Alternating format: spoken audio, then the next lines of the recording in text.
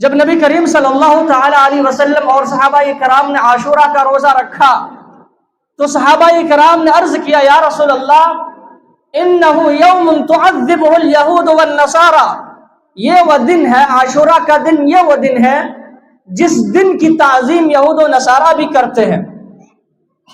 یہود و نصارہ بھی اس دن روزہ رکھتے ہیں، اس دن کی تعظیم کرتے ہیں۔ تو اللہ کے نبی صلی اللہ تعالی علیہ وسلم نے کہا، معزز سامعین کرام، محرم الحرام اسلامی کیلنڈر کا پہلا مہینہ ہے، اسلامی کیلنڈر کا یہ نیا سال ہے، اور یہ مہینہ بڑی اہمیت و فضیلت کا حامل مہینہ ہے، ایک مقدس مہینہ ہے۔ یہ وہ مہینہ ہے جس کا تذکرہ اللہ رب العالمین نے قرآن میں کیا ہے، نبی کریم صلی اللہ تعالی علیہ وسلم نے احادیث کے اندر کیا ہے، اور یہ مہینہ حرمت والے 4 مہینوں میں سے ایک ہے۔ اللہ رب العالمین نے سورہ توبہ آیت نمبر 36 کے اندر ارشاد فرمایا، ان عدت الشہور عند اللہ 12 شہرا فی کتاب اللہ، مہینوں کی گنتی، مہینوں کی تعداد اللہ رب العالمین کے نزدیک لوح محفوظ میں 12 کی ہیں۔ یوم خلق السماوات والارض، اور یہ اسی دن سے ہے جس دن اللہ رب العالمین نے آسمان و زمین کو پیدا کیا۔ منہا 4 حرم، اور 12 مہینوں میں سے 4 مہینے حرمت کے ہیں، یعنی 4 مہینوں کی زیادہ حرمت ہے، 4 مہینے اور دیگر مہینوں کے مقابلے میں زیادہ اہم ہے۔ ذالک الدین القیم، اور یہی سیدھا دین ہے، یہی قیم دین ہے۔ فلا تظلموا فیہن انفسکم، اور کہا کہ ان 4 مہینوں میں، ان حرمت والے مہینوں میں تم اپنے آپ پر، اپنی جان پر، اپنے نفس پر ظلم نہ کرو۔ یہ ٹکڑا نہایت ہی اہم ہے، فلا تظلموا فیہن انفسکم، تم ان 4 مہینوں میں، حرمت و ادب کے مہینوں میں تم اپنے آپ پر، اپنی جانوں پر ظلم نہ کرو۔ اپنی جانوں پر ظلم کرنے سے مراد کیا ہے؟ یعنی ان مہینوں میں قتل و غارت گری، لڑائی جھگڑا، فتنہ و فساد سے پرہیز کرو۔ ویسے تو 12 مہینوں میں ہی فتنہ فساد، لڑائی جھگڑا، قتل و غارت گری حرام ہے، درست نہیں ہے، لیکن خصوصاً ان 4 مہینوں میں تاکیداً حکم دیا گیا ہے کہ ان حرمت و ادب کے مہینے میں لڑائی جھگڑے، فتنہ فساد سے پرہیز کرو۔ فلا تظلموا فیہن انفسکم، اپنے آپ پر، اپنے نفس پر ظلم نہ کرو۔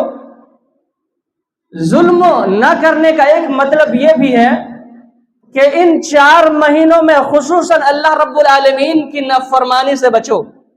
خصوصاً ان حرمت و ادب کے مہینے میں اللہ رب العالمین کی نافرمانی کرنے اور گناہ کے کام کرنے سے، معصیت کے کام کرنے سے بچو، اس لیے کہ ان مہینوں میں گناہ کا کام کرنے سے گناہ کا درجہ کئی گنا بڑھ جاتا ہے۔ یعنی عام مہینوں، عام دنوں میں گناہ کرنا کے مقابلے میں ان حرمت و ادب کے مہینوں میں گناہ کرنا اور زیادہ سنگین ہو جاتا ہے، گناہ کئی گنا بڑھ جاتا ہے۔ تو اللہ رب العالمین نے کہا فلا تظلموا فیہن انفسکم، ان حرمت و ادب کے مہینے میں اپنے آپ پر ظلم نہ کرو، یعنی گناہوں سے بچو، معصیت سے بچو، اللہ رب العالمین کی نافرمانی کرنے سے بچو۔ اسی طرح سے اللہ کے نبی صلی اللہ تعالی علیہ وسلم نے اس ماہ محرم کے تعلق سے کیا ارشاد فرمایا؟ اللہ کے نبی صلی اللہ تعالی علیہ وسلم ماہ محرم کی اہمیت و فضیلت اور عظمت کو بیان کرتے ہوئے ارشاد فرماتے ہیں، افضل الصیام بعد رمضان شہر اللہ المحرم وأفضل الصلاة بعد الفریضة صلاة اللیل، رواہ مسلم کتاب الصیام حدیث نمبر 1163۔ اللہ کے نبی صلی اللہ تعالی علیہ وسلم نے ارشاد فرمایا افضل الصیام بعد رمضان، رمضان المبارک کے بعد، ماہ رمضان المبارک کا روزہ رکھنے کے بعد سب سے اہم روزہ، سب سے افضل روزہ شہر اللہ المحرم، محرم الحرام کا روزہ رکھنا ہے۔ وَأَفْضَلُ الصَّلَاةِ بَعْدَ الْفَرِيضَةِ صَلَاةُ اللَّيْلِ، اور آگے ارشاد فرمایا کہ فرض نمازوں کے بعد سب سے افضل اور بہترین نماز صلاۃ اللیل، تہجد کی نماز ہے۔ لہذا اس حدیث سے اس مہینے کی اہمیت و فضیلت معلوم ہوتی ہے کہ اللہ کے نبی صلی اللہ تعالی علیہ وسلم نے رمضان المبارک کے مہینے کے روزے کے بعد سب سے بہتر روزے ماہ محرم کے بتائے ہیں، خصوصاً اس مہینے کے عاشورہ کا روزہ، 10 محرم کا روزہ رکھنے کی اللہ کے نبی صلی اللہ تعالی علیہ وسلم نے خصوصی طور پر فضیلت بیان کی ہے۔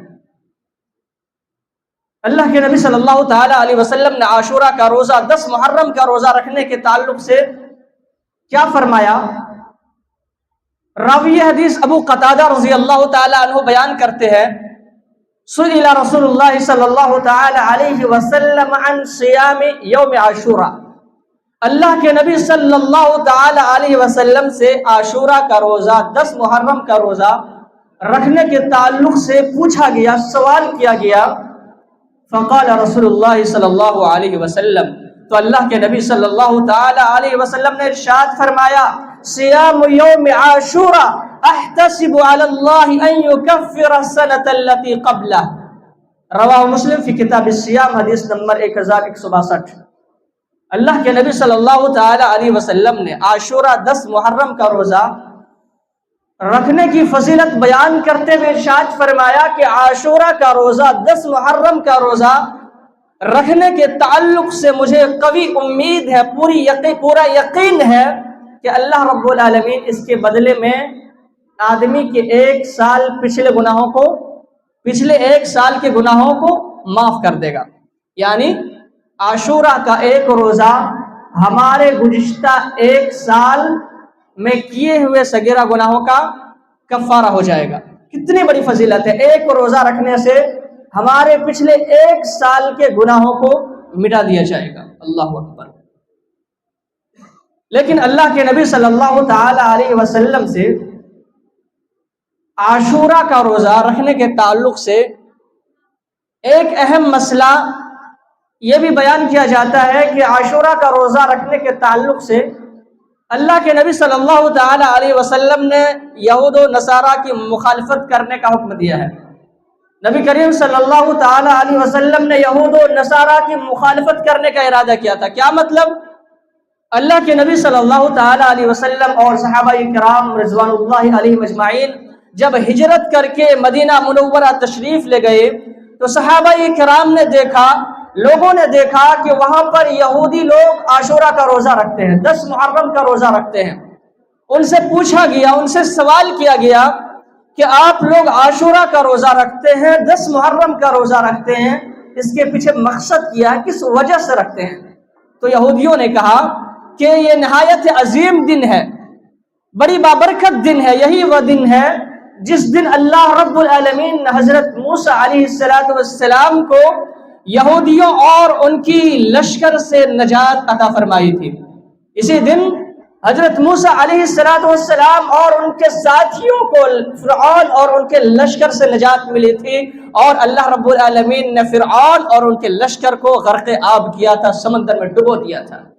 اسی خوشی میں شکرانے کے طور پر موسیٰ علیہ السلام نے عاشورہ کا روزہ رکھا تھا، اسی لیے ہم لوگ بھی روزہ رکھتے ہیں۔ تو اللہ کے نبی صلی اللہ تعالی علیہ وسلم نے کہا کہ موسیٰ علیہ السلام نبی ہیں، ہمارے بھائی ہیں، ہم تم سے زیادہ قریب ہیں، لہٰذا موسیٰ علیہ السلام کی اس خوشی میں تم لوگوں سے زیادہ حق ہم رکھتے ہیں کہ ہم اس کی خوشی میں شریک ہوں۔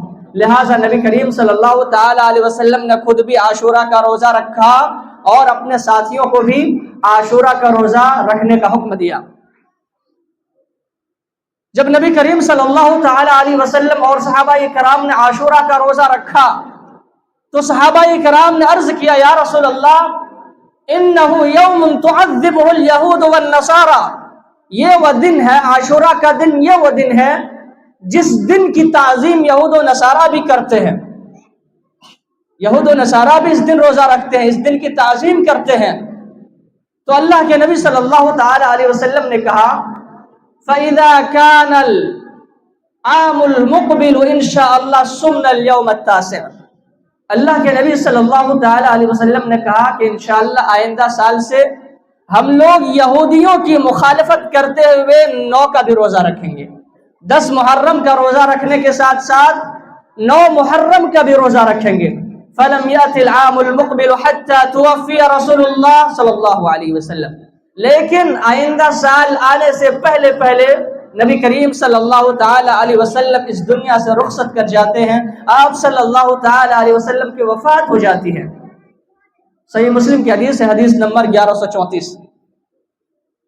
علماء کرام نے بیان کیا ہے کہ عاشورہ کا روزہ رکھنے کے تعلق سے یہود و نصارہ کی مخالفت کرنے کی صورت یہ ہے کہ عاشورہ کا روزہ 10 محرم کا روزہ رکھنے کے ساتھ ساتھ 9 محرم کا بھی روزہ رکھنا چاہیے، جیسا کہ عبداللہ بن عباس رضی اللہ تعالی عنہ نے خود اس بات کی وضاحت کی ہے کہ صوموا یوم التاسع والعاشر وخالفوا الیہود، کہ 9 اور 10 محرم کا روزہ رکھو اور یہودیوں کی مخالفت کرو۔ لہٰذا عاشورہ کا روزہ رکھنے کا طریقہ یہ ہے کہ 10 محرم کا روزہ رکھنے کے ساتھ ساتھ آدمی اس سے ایک دن پہلے یعنی 9 محرم کا بھی روزہ رکھے۔ انشاءاللہ ہمارے یہاں 10 محرم جمعہ کے دن اور 9 محرم جمعرات کے دن، آئندہ جمعرات اور جمعہ کے دن ہم سب عاشورہ کا روزہ رکھنے کا اہتمام کریں گے۔